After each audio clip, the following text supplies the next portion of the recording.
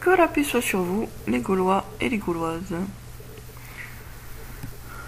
Un Gaulois ou une Gauloise me demande sous une vidéo d'expliquer ou d'apporter un élément d'explication par rapport aux constellations. Voilà. Au niveau des constellations, je bloque vraiment au niveau des constellations visibles au sud, différentes de celles visibles au nord. Comment expliquer? Moi, je n'en suis pas capable. J'ai bien étudié le sujet de la Terre plate, mais c'est un sujet extrêmement riche et qui touche à beaucoup d'autres sujets. Ce qui fait que, même si j'ai compris beaucoup de choses, je suis pas forcément capable de tout expliquer en détail. J'ai pas une formation scientifique du tout.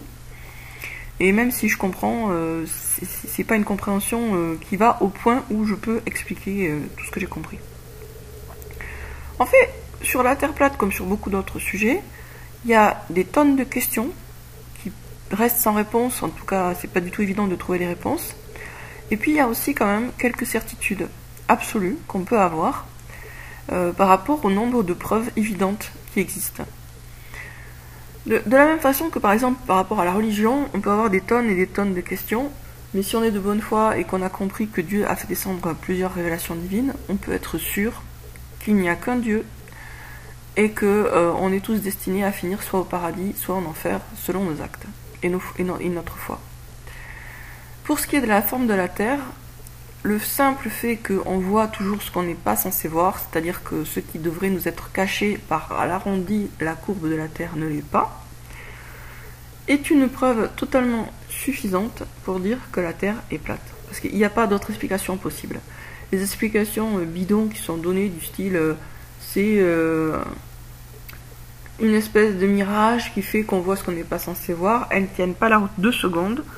D'autant que si par exemple vous êtes à Nice, vous allez vers la Corse, vous voyez la Corse, vous vous rapprochez, vous voyez toujours la Corse, vous arrivez, c'est la Corse. Donc il est où le mirage?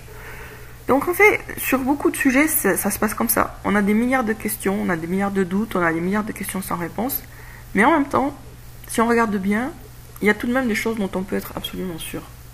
Moi je suis absolument sûr que le détroit de Bering n'existe pas. Après, c'est pas quelque chose qu'on peut prouver aussi facilement que le fait que la Terre est plate. Mais bon, je trouve qu'il y a beaucoup trop d'indices qui convergent dans ce sens-là. Maintenant, qu'est-ce que fait le Soleil exactement? De quelle manière se déplace-t-il? Est-ce qu'il tourne au-dessus de la Terre, comme beaucoup le pensent? Est-ce qu'il passe au-dessus de la Terre, ensuite il passe en dessous pendant un moment? Franchement, je n'en sais strictement rien. Je me suis pas mal pris la tête sur ces questions-là. Je ne sais pas. Mais, pour moi, une chose est sûre, la Terre est plate.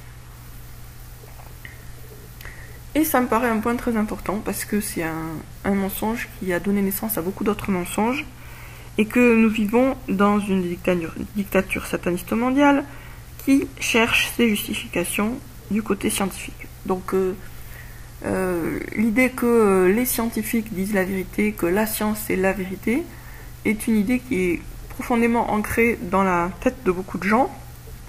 S'ils prenaient conscience que les scientifiques leur ont menti ou se trompent sur la forme de la Terre, il y aurait une énorme idole qui s'effondrerait, un géant qui se casserait la gueule. Ça serait vraiment une libération mentale pour la majorité des gens. Les gens vénèrent la science, qu'ils en aient conscience ou non, ils font confiance aveuglément aux scientifiques, aveuglément aux, entre guillemets, vérités scientifiques, ils y croient, bêtement. Ils n'osent pas voir les failles, ils n'osent pas se poser les bonnes questions, ils n'osent pas faire fonctionner leur bon sens. Dès que le sujet est censé être scientifique, ils laissent leur cerveau sur off. Par exemple, l'histoire de trous noirs, ils voient pas que ça tienne pas la route. Pourtant, c'est très très incohérent. C'est très illogique, les histoires de trous noirs. Les histoires de stations spatiales, ils voient pas. Alors à une époque, il y avait des vidéos qui mettaient bien en évidence tous les trucages. Dans les vidéos qui ont été prises, soi-disant dans l'espace, on voyait des bulles, ce qui montrait que en fait ça se passait dans des piscines. Ou on voyait même des câbles, ce qui montrait que les personnes qui flottaient dans l'espace, elles étaient en fait maintenues en l'air par des câbles. Ou on voyait des femmes avec des cheveux qui étaient censés flotter à cause de la pesanteur, mais on voyait bien, si on regardait attentivement, qu'il s'agissait de gel. Enfin, il y avait... Les trucages n'étaient même pas bien faits. Et franchement, les trucages pour les stations spatiales sont si mauvais que ils ne seraient pas passés dans un film d'Hollywood. Hein. Ça n'aurait pas passé le filtre, quoi. Ils n'auraient pas pu faire sortir le film. Mais bon, les spectateurs des films sont plus finalement sont un public plus averti et plus difficile que les gens qui regardent un truc soi-disant scientifique. Parce que voilà, le côté pseudo-scientifique vraiment leur met des œillères et les empêche de voir ce qui ne colle pas avec ce qu'on veut leur faire croire. Du coup, c'est des spectateurs hyper crédules. La science est une idole et il faut vraiment que les croyants réussissent à démolir cette idole. Je sais pas exactement quand, est-ce que ça sera avant ou après le changement de régime. Mais en tout cas, il faut travailler dans ce sens-là, c'est vraiment important. On a besoin de renverser cette idole. D'après moi, c'est quasiment la principale. Et vous verrez que la plupart des gens qui sont des résistants, quand on leur parle de terre plate, ça y est, ils bloquent. Et c'est normal, parce que c'est une idée tellement ridicule et tellement ridiculisée. Moi, j'ai mis 1 an à franchir le pas. J'avais peur de croire, de comprendre que la Terre était plate, parce que j'avais peur d'être ridicule.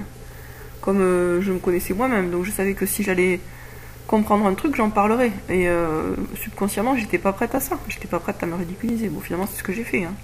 J'ai compris que la Terre était plate et j'en ai parlé en public. Et j'en ai pris plein la gueule. Mais c'est une idée qui est extrêmement bloquante, quoi. Les gens, la plupart des gens ne sont pas prêts à ça, tout simplement parce que ça remet... À la fois parce que c'est difficile à assumer, et aussi parce que ça veut dire qu'ils remettent en cause ce qu'on leur a appris, entre guillemets, endoctriné dès le plus jeune âge. À quel âge on commence à apprendre que la Terre est ronde? C'est peut-être 5 ans ou 6 ans. On est vraiment tout jeune quand on commence à nous dire que la Terre est ronde et à nous montrer des globes terrestres. Donc c'est une idée qui est profondément ancrée. Et c'est très dur de la déraciner. Moi en tout cas j'ai trouvé que c'était dur. Donc je sais plus quel était mon point de départ du tout. Je suis partie sur un sujet et après je suis sautée sur un autre. On vit dans une époque qui est vraiment difficile et angoissante. C'est important de se rapprocher de Dieu parce que là, la foi devient un peu une question de vie ou de mort. C'est-à-dire que si on n'a pas suffisamment la foi, et vu que la situation en général est très dure, ça va devenir trop dur. Donc il faut se rapprocher de Dieu, il faut se raccrocher à sa foi par la lecture des révélations divines, par le jeûne, par la prière, par le chapelet, par les invocations, le simple fait de s'adresser à Dieu, qu'on soit assis ou couché, ou à genoux, ou prosterné, de s'adresser à Dieu un maximum, et de lui demander la force, la sagesse, la vision nécessaire, l'humilité, enfin tout ce dont on a besoin finalement pour traverser cette période et arriver de l'autre côté, soit à la victoire des croyants. Bon, les deux dénouements sont bien, hein. Qu'on meurt avant ou après la victoire, si on meurt croyant, on a gagné. Hein. C'est ça aussi qu'il faut garder à l'esprit. C'est que la victoire, c'est de mourir en croyant sincère. Si on meurt en croyant sincère, on est gagnant. Et tout ce qui est autre est finalement très secondaire par rapport à ça. Donc bien sûr, on fait des efforts, on essaie d'atteindre ses objectifs, on essaie de se bouger, on fait son maximum, mais on garde à l'esprit aussi que la véritable victoire, la victoire principale, celle qui est plus importante que n'importe quelle autre, et même que toutes les autres réunies, c'est de mourir croyant, sincère, en ayant confiance à Dieu, en ayant fait ce qu'on a pu, dans le bon sens, dans le chemin de Dieu, le chemin du bien, de la justice, etc., etc. Sur ce, je vous dis à bientôt les amis pour une prochaine vidéo. Je fais beaucoup de vidéos en ce moment parce que j'en profite, je suis un peu en vacances, mais après ça va cesser. À bientôt.